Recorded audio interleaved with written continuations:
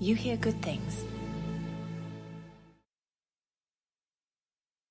Hey folks, if you've been listening to Murders Podcast for a while, then you've heard this version of my voice before. And you know, hey man, it's the changing of the seasons, and this dude is probably getting a little bit sick. So it's a little bit of that, and coming off of 5 shows with Andrew Santino, so my voice is a little rough. But I did want to get you guys out the conclusion of the Sharon Kinne story. So thank you guys for rocking with me. I'm going to sound a little rough, but please, please, please hang in there with me. I'm going to try to get all the way to the end. Thank you guys again for listening. Winter, 1970. A thin layer of snow covers the highway outside Winnipeg, turning the edges of the world quiet. Inside a small roadside motel, a woman stands at the front desk, her breath still visible from the cold. The clerk hands her a registration card. She doesn't recognize her. No reason she should. Her face carries the kind of calm that belongs to people who live through chaos and learn how to hide it. She signs the name slowly. Diedra Glabus. Not a new name to her. Not exactly. She's been practicing it, whispering it, testing how it feels to answer when someone else says it out loud. The ink dries in the same steady hand that once signed police reports, marriage licenses, and motel ledgers under other names. This one feels weightless because it isn't burdened by guilt or history. Not yet. The clerk smiles, slides her a key, and asks if she's driving far. She says, no, just north. Her voice mild, polite. The voice of a woman whose life fits neatly inside a story no one ever asked her to tell. When she steps outside, the wind takes her hair for a moment and then lets it go. She looks down the road ahead, long, white, and empty. And behind her, toward the life she's already erased, no guards, no walls, no name anyone's searching for. Just a fresh layer of snow covering the footprints of a woman who's learned that vanishing doesn't always mean running. Sometimes it just means arriving somewhere no one thinks to look. I'm Sidney Smith, and this is Murderous Podcast. This week's murderess is Sharon Kinne, or, as the world would come to forget, Diedra Glabus.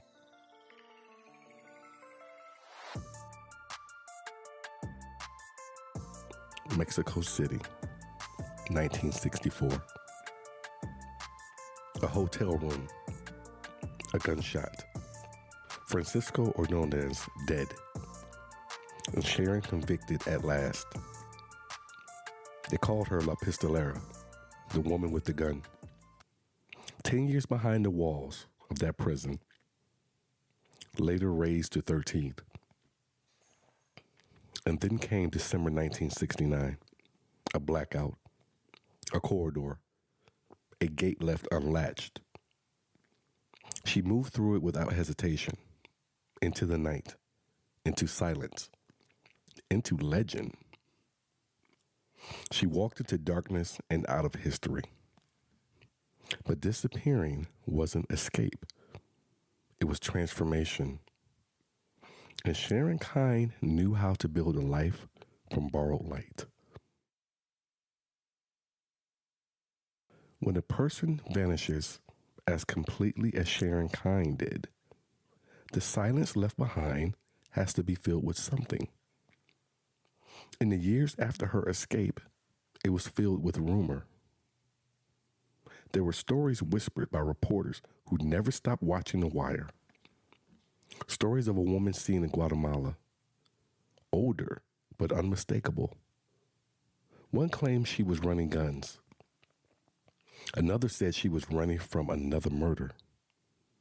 Somewhere in Texas, a waitress swore she recognized the face from a magazine photo and called the local sheriff. He drove out, found nothing, and quietly folded a report into a drawer already full of people who had seen ghosts. A rumor out of Louisiana said she was working as a nanny under a different name, caring for a family who thought she was shy but sweet, the kind who never left the house much. In those retellings, Sharon was everywhere and nowhere at once. Her legend stretching across borders, her image shifting slightly each time until no one was sure what they were remembering anymore. But a myth can fade. In fact, they usually fade the way old photographs do. Edges curling, color leaking out until all that's left is shape. The truth was simpler and smaller and more believable because of it. By the mid-1970s, she was in Canada, Manitoba, flat country, quiet towns, the kind of place where people talk about the weather more than they talk about themselves. She arrived there as Diedra Glabus, carrying only what she needed: a few bags, a practice story, and a calm that could pass for modesty. She rented a modest house on the edge of town, the kind built from practical wood and patience. Later, she bought a roadside motel, one of those single-story strips with a flickering sign and doors that all open onto the same stretch of parking lot. Travelers came and went. Diedra stayed. She paid taxes. She volunteered at church bake sales. She wrote Christmas cards no one ever saw her mail.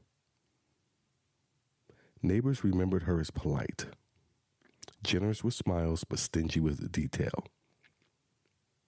Nice lady, one said later, just not much for talking about the past. That sentence became her armor. Not much for talking about the past. It sounded like humility. It was really strategy. Routine became her disguise. The same walk to the post office on Thursdays. The same grocery run every Saturday morning. The curtains in every window drawn to the exact same inch from the frame. Neat, consistent, ordinary. There is a kind of invisibility that comes from motion, from crossing borders and changing names. But there's another kind that comes from repetition, from making yourself so predictable that you disappear inside the pattern. Sharon understood both. As Diedra, she learned to exist without edges. She didn't run. She blended. She didn't hide. She organized herself into the background. She learned the language of weather and politeness, the rhythm of small-town life where everyone knows everyone and no one truly looks closely. Occasionally she slipped, a turn of phrase that didn't belong, a story that stopped before the ending, a reaction too measured for the moment. But small towns are forgiving when you bake well and show up on time. Questions soften when you bring cookies to funerals. Years passed. The name Sharon Kinne grew colder in newspaper archives.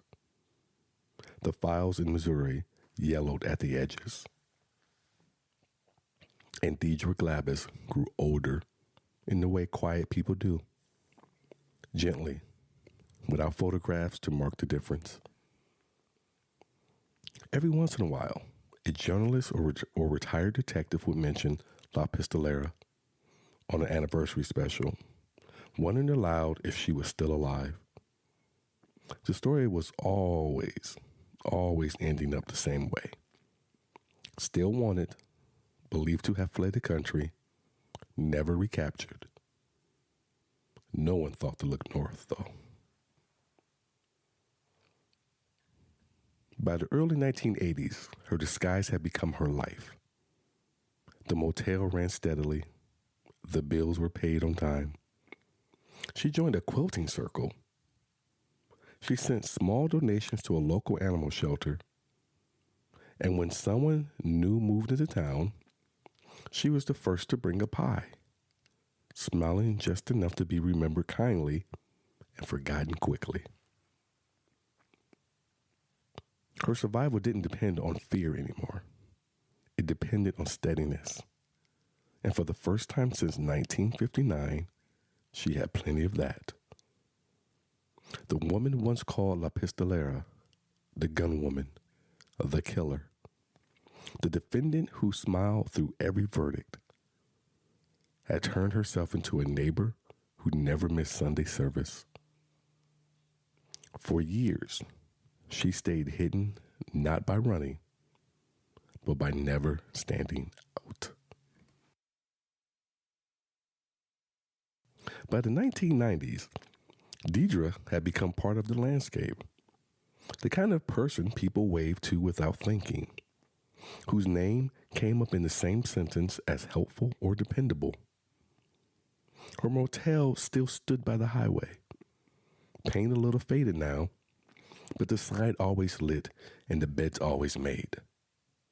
She was steady, and in towns that size, steadiness is the closest thing to virtue. She'd also reinvented herself again, just slightly, as if to keep things fresh. Now she was a part-time real estate agent, the friendly face who helped newlyweds find their first home, or retirees downsize from the big one. She showed properties with quiet enthusiasm, noting square footage and natural light the way other people talk about their children. And when she did talk about family, she had one now. Several, in fact. Multiple marriages, each short on history and long on civility. Stepchildren who described her as patient and calm. Grandkids who knew her as the woman who kept peppermint candies in her purse and never raised her voice. There are pictures from that era. Barbecues, birthdays, weddings. In each one, she's there, smiling, steady, blending in. Not front and center, never drawing focus. Just present the way furniture is present, quietly holding space. Which is so odd to me, thinking about this story and all the details that we've come across and share with you guys. The fact that she kind of enjoyed being the center of attention, to think that she was what she was at this point in Canada, someone who just wanted to be in the background. Is such a fascinating thing to think about with her. No one was looking at those photographs would think they were looking at a fugitive. They see a woman in her 50s or 60s, hair done, eyes kind, posture soft. They'd see the version of womanhood small towns reward. Reliable, pleasant, and unthreatening. And yet, even within that comfort, something about her never completely fused with the world around her. She lived like a person who expected interruption. Her purse always within reach. Her gas tank never below half. Her curtains drawn when she wasn't home, and sometimes when she was. Occasionally, she'd slip. A comment that didn't fit a story that trailed off. Once over dinner, she mentioned Missouri to a neighbor, a state no one could remember her visiting. And when someone asked if that's where she was from, she hesitated long enough for the question to answer itself. Her accent carried the faint trace of Midwestern vowels.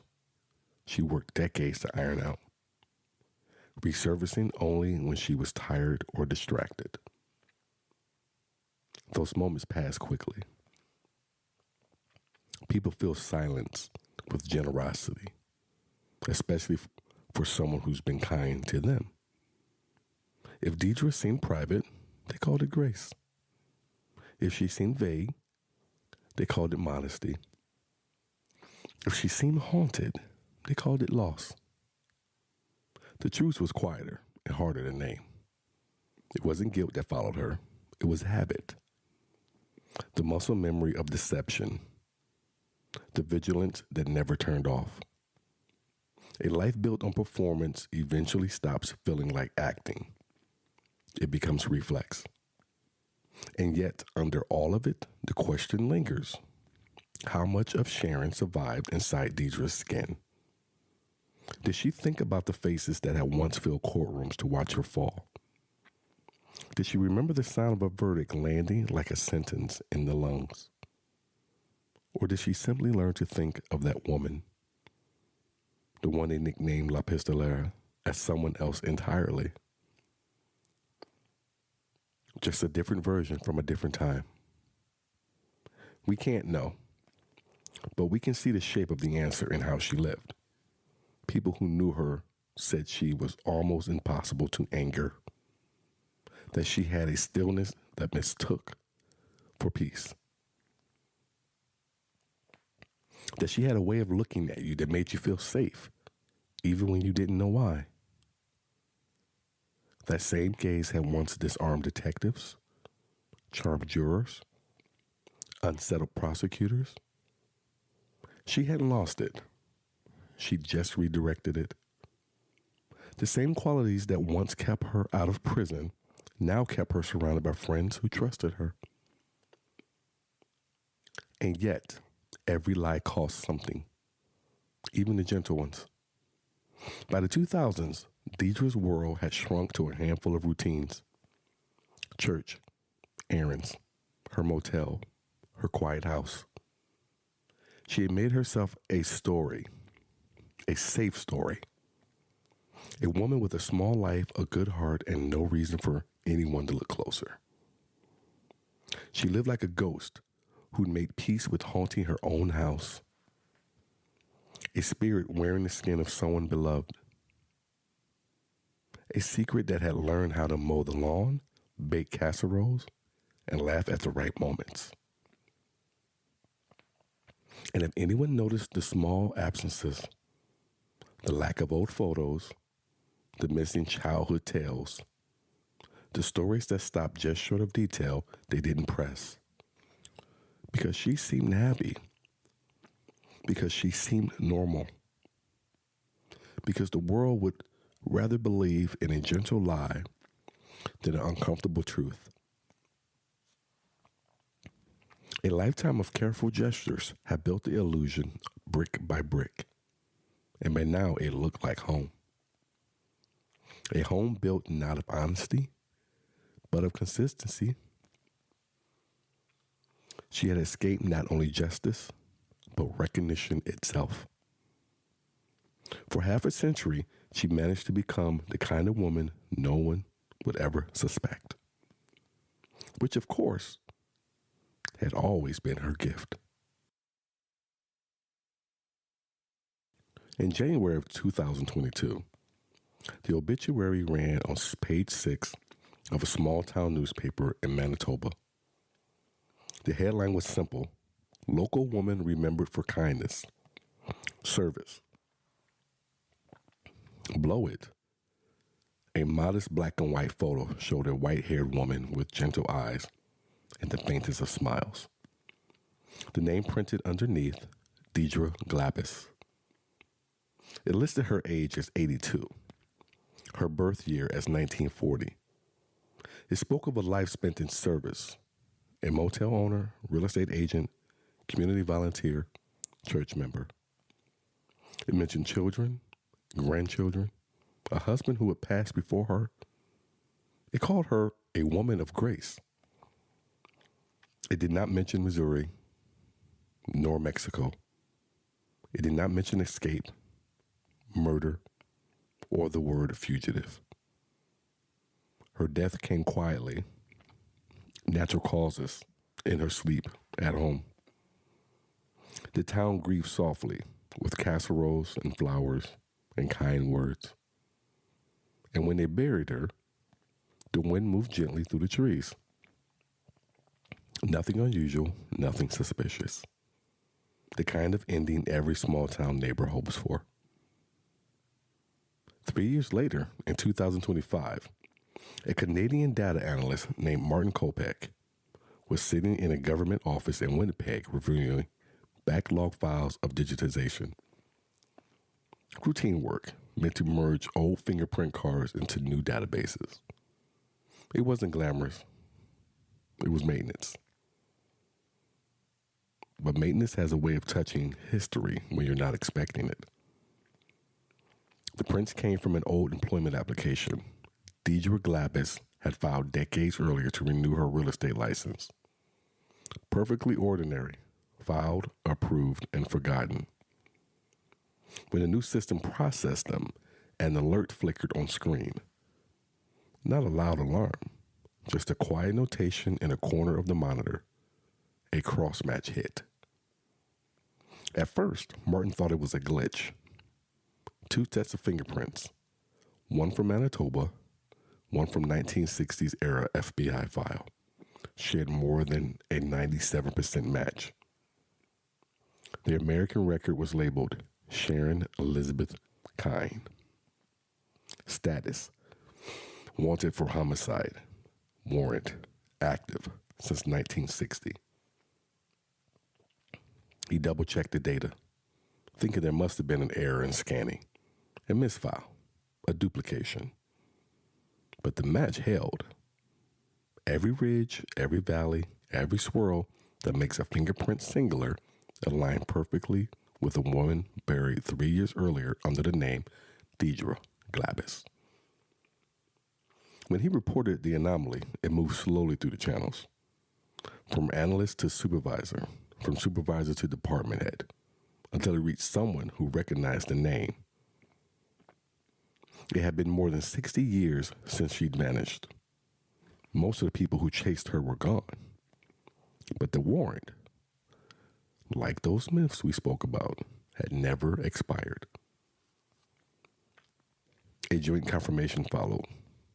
The RCMP contacted the Missouri State Highway Patrol and the FBI's Cold Case Division as well.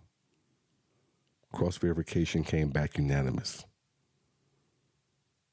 The longest standing active murder warrant in Missouri's history have finally been closed. News outlets caught it within days. Not front page breaking news, but a ripple that spread outward like a skipped stone. La Pistolera found. The widow who vanished dies at 82. The Kansas City Star read a piece titled, "Justice Came Late," but it came. The Associated Press called it a discovery that closed one of America's oldest open fugitive cases. Cable networks revisited the story in late-night segments, flashing side-by-side photos. The glamorous defendant from 1960, the mugshot from Mexico, and the soft-eyed grandmother from Canada. The faces didn't seem to belong to the same woman. And yet, under every layer of disguise, the pattern of her fingerprints said otherwise. Neighbors in Manitoba couldn't reconcile it. She couldn't hurt a fly, one told a reporter. She mowed her own lawn, said another. She baked cookies for my kids. And perhaps all of that was true. The people of Independence, Missouri were quieter. Patricia Jones' surviving relatives called the news a strange kind of peace. One of them told a local station, "It doesn't bring anybody back, but I guess it means she never really got away." Even the prosecutors, long retired, had words waiting for this day. One former assistant attorney general, now in his 90s, gave a single line that traveled further than he expected. She was technically a serial killer who just stopped killing. That sentence lingered because it was true in spirit, even if not in stats. She had killed more than once. She had escaped more than once. And she had lived long enough for her crimes to feel like folklore. For decades, justice had chased her through time, only to find her waiting quietly on the other side of it. The official record now reads like this. Kinne, Sharon Elizabeth, deceased. Cause of death, natural causes. Date of discovery, January 2025. Status, case closed. A final notation follows, typed neatly at the bottom of the digital file. Identity confirmed by fingerprint match. And somewhere on a computer screen, a digital scan glows faint blue, the ridges and swirls forming a face no one recognized for 50 years. The woman who escaped 3 trials, 2 countries, and 1 prison couldn't escape time. When news of the fingerprint match broke, it didn't sound like justice. It sounded like discovery. A historical curiosity. A woman from another century found hiding inside the life of someone everyone thought they knew. For the people of Independence, Missouri, it was stranger than closure. The family of Patricia Jones released a short statement through a local paper. We are relieved to know the truth, but the truth doesn't make the years feel shorter. It doesn't bring her home. It just ends the waiting. They had lived with her absence longer than they had lived with her. For them, the name Sharon Kinne was not legend or fascination. It was an open space in their family history, a shadow that never quite left the room. In that same article, the writer noted something that stood out. When the family gathered to talk about the match, someone had brought a box of old newspaper clippings, yellowed edges, headlines in bold type. Pretty widow accused, beauty on trial, the pistol packing mama. Those headlines had done what juries later couldn't. They softened her. They made her less dangerous because she didn't look like what people believed a killer looked like. It's a pattern that repeats itself across time. Charm mistaken for innocence, beauty mistaken for virtue, calm mistaken for control, and a system too ready to see women like Sharon as victims of circumstance instead of orchestrators of it. She understood that. She weaponized it. From her first interrogation to her final disguise, she used perception as her alibi. Every silence, every well-timed tear, every measured reaction was choreography. And every man who underestimated her, jurors, lovers, prosecutors, became part of the story that kept her free. It wasn't luck. It was leverage. The advantage of being read through the lens of gender and grace. When she smiled, people wanted to believe her. When she didn't, they called it dignity. Even her final act, the transformation into Diedra Glabus, was built on that same foundation, because the easiest way to hide is to become the thing people are least afraid of. A grandmother, a volunteer, that favorite neighbor who bakes, never raises her voice and listens to all of your complaints. And for 50 years, it worked.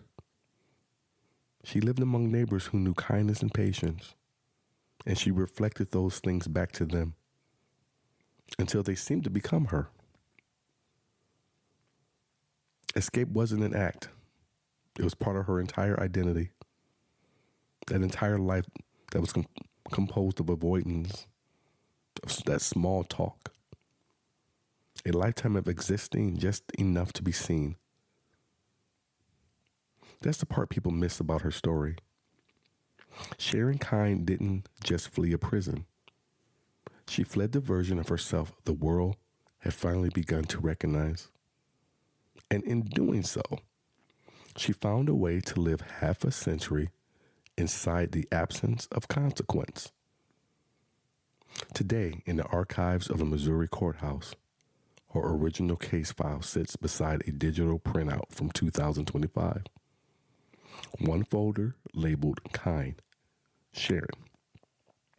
One note reading, match confirmed. And somewhere, maybe in that same box of clippings the Jones family kept, there's a photograph from a church memorial. The name Diedra written neatly underneath. Beside it, a brittle newspaper cutting about La Pistolera. 2 faces, 2 names, 1 woman. Finally, side by side.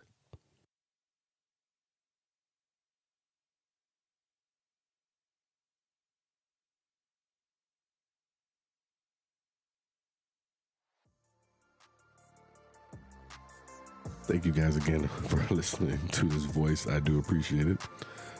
You've been listening to a production of Sidney Smith Creative LLC and the You Hear Good Things Podcast Network, all rights reserved. For more true crime stories that stay with you, follow Murders Podcast and follow me, Sidney Smith Creative, CRE8TIV, and join the quiet jury community on our Creative Plus for early access, bonus content, and deeper cuts.